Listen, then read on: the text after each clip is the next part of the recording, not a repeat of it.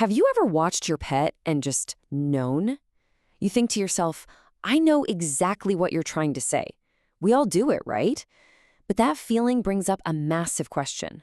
What is the real difference between an animal communicating and us having a full-blown conversation? Well, today, let's unlock that code. So we're surrounded by animal communication every single day. But is it all just noise? Or are they actually, talking? Let's figure out where that line is drawn between their world and ours. I mean, think about some of these behaviors. They're incredibly complex. A bee's dance can give pinpoint directions to a patch of flowers miles away.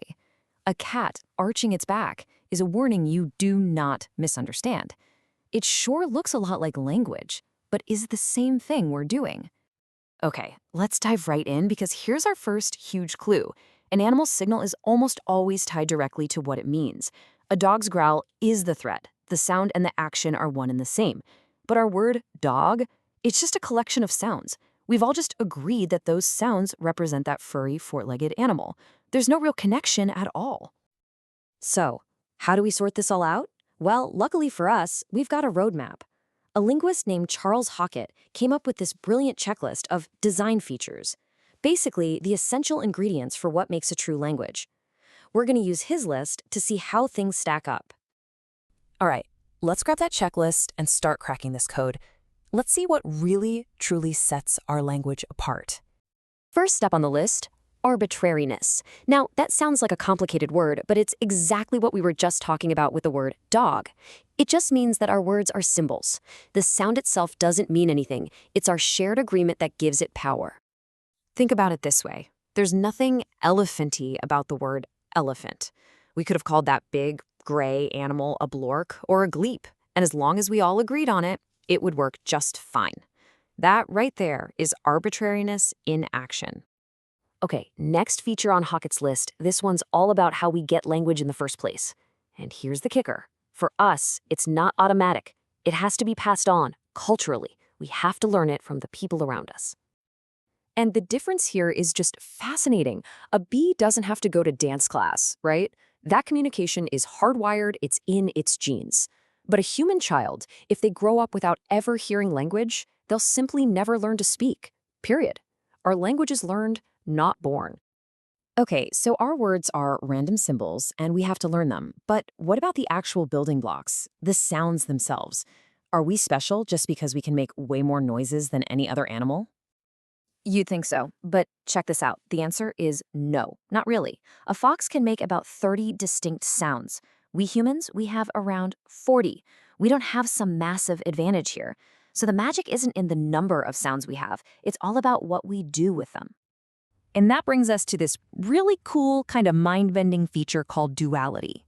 This is the secret sauce. It's what makes our language so ridiculously efficient and powerful. Here's how it works. On the first layer, we just have a small set of meaningless sounds, like d, and g. On their own, they're just noise. But on the second layer, we combine those sounds to make meaningful words, like dog.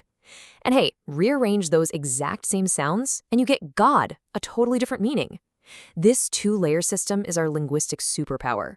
We can take a handful of sounds and build a nearly infinite vocabulary. So if duality is our secret weapon, then these next two features, well, these are our full-blown superpowers. This is what truly elevates human language into something else entirely. First up, displacement. This is hands down one of the most amazing things we can do. It's the ability to talk about things that aren't right here, right now. We can talk about the past, the future, things that are 1,000 miles away, or even things that don't exist at all. I mean, just look at this comparison. Animal communication is almost totally locked into the present moment. A monkey screams because the eagle is flying overhead now. But us, we can talk about what we ate for breakfast yesterday, plan a vacation for next year, or even debate abstract ideas like justice. Displacement basically lets us time travel with our words. And that brings us to our final superpower, creativity. Some people call it productivity. It means you can say or understand a sentence that has never, ever been spoken before in the entire history of the world. And the crazy part is, you do it every single day. To really understand how profound that is, think about this. A grasshopper has a fixed menu of just 6 messages it can send. 6. That's the whole list. Its communication system is completely closed. Ours is infinitely open. So here it is, the final scorecard. This checklist really lays it all out. While some animals might show a little hint of one or two of these features, like a bee's dance has a bit of displacement, only human language gets a checkmark in every single box. It's the whole package, fully realized. Okay, so what? We've got this unique communication system. Why does that matter so much? Well, it turns out that these features didn't just give us a new way to talk. They gave us a completely new way to be. This stuff is the bedrock of everything we call human society. It allowed us to form larger, more complex groups. It gave us the power to persuade, to cooperate, and most importantly, to plan for the future, to build and to pass down knowledge from one generation to the next. It's how we create culture and civilization.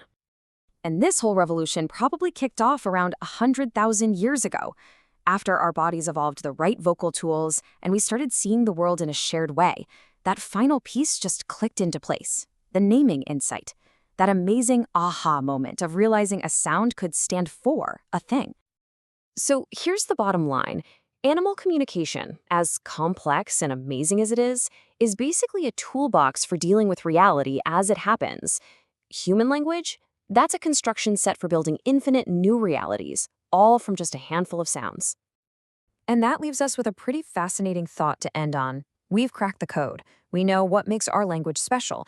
So the next question is, can that code be taught?